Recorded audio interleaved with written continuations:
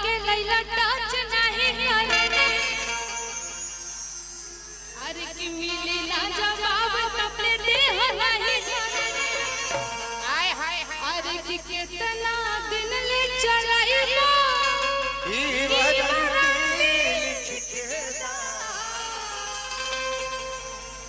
कि कमर डैमेज नहीं करवा ई गारंटी लिख के अब रहेगा ये आराध्या फिल्म एक मेरे भाई का चैनल है, उसी का है, बंटी यादव जी का। हाँ तो भैया इनके लिए स्केल बड़ा हो रहा है, थोड़ा सा थोड़ा नीचे कर दो। आप ये गाना गाएंगी, चलिए मैं खड़ा हूँ। इस बच्ची के लिए एक जोरदार ताली आप लोग बजाइए। भैया का एक गाना, इतना सारा गाना यूट्यूब पे है, लेकिन कोई भी गाना सुनिएगा तो ये नहीं लगेगा कि ये पुराना गाना है।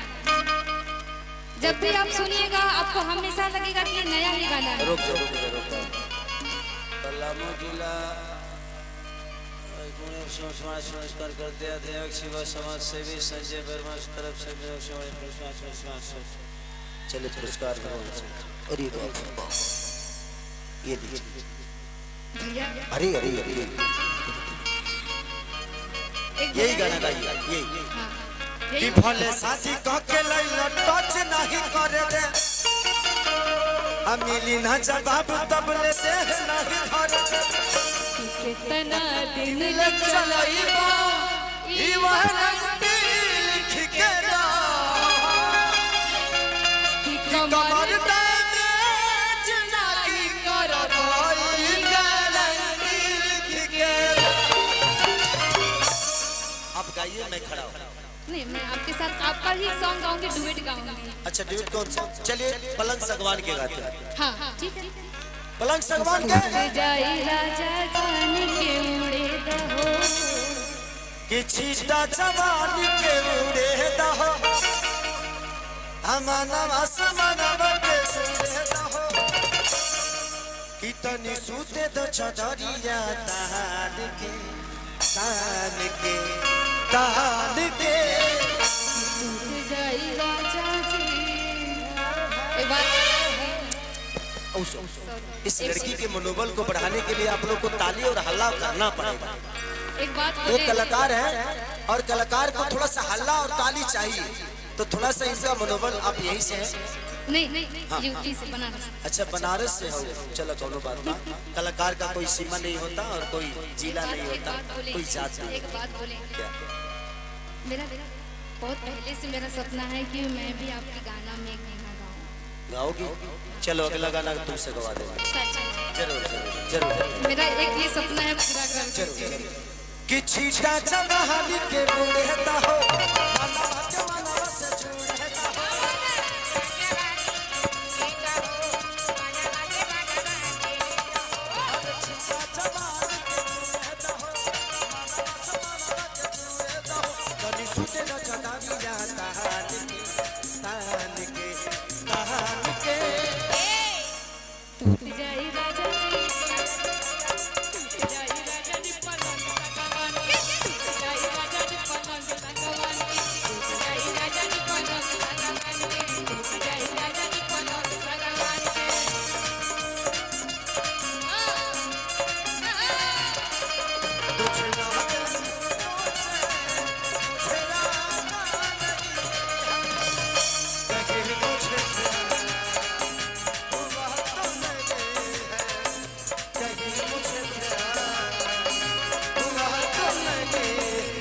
तेरे सिवा कोई ना मुझे भागा नहीं, मुझे ना मुझे ना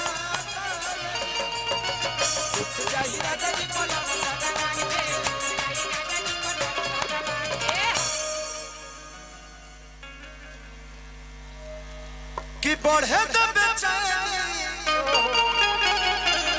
यही खतरा मन पैसे लागी हो,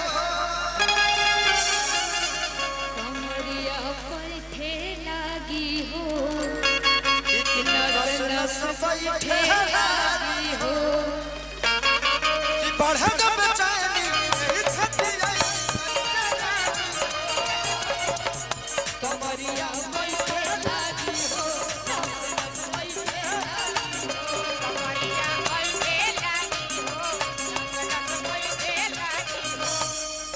बढ़े तो बेचैनी यही खातिर आई सही चला हो कमरिया बैठे लागी हो नवनन बैठे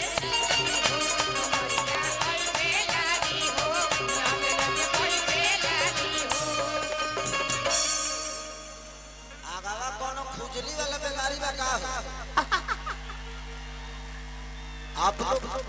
आप लोग नाचो, नाचने के लिए दिक्कत नहीं है, बट उस नाचने से किसी को प्रॉब्लम ना हो ये भी ध्यान हमें रखना चाहिए।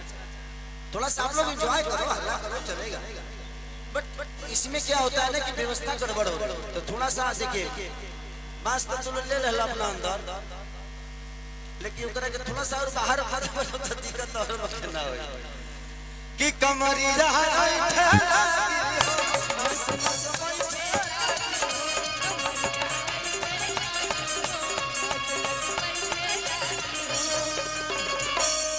खबरियार बट बेटे अब भान के तो टूट जाई राजा जी टूट जाई राजा जी पलंग सगवान के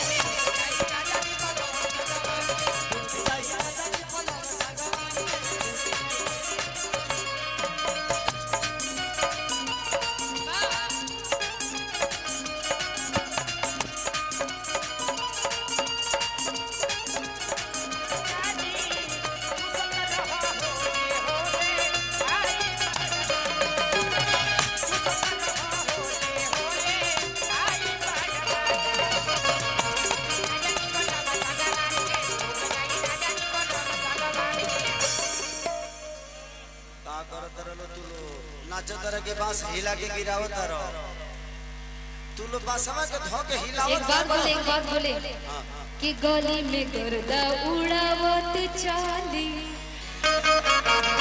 कि मचेला लइकन में खाल बाली कि मार लेनी सेंट जब अरे हम गम कौआ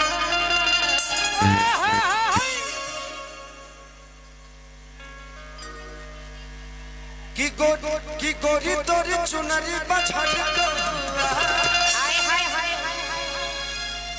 की गोरी तोरी चुनरी बछड़ आ जान मर कि झुमका झुलनिया अरे कि हंसुली नथुनिया चाहे कि गजरा के धार कि झुमका झुलनिया अरे कि हंसुली नथुनिया चाहे कि गजरा के धार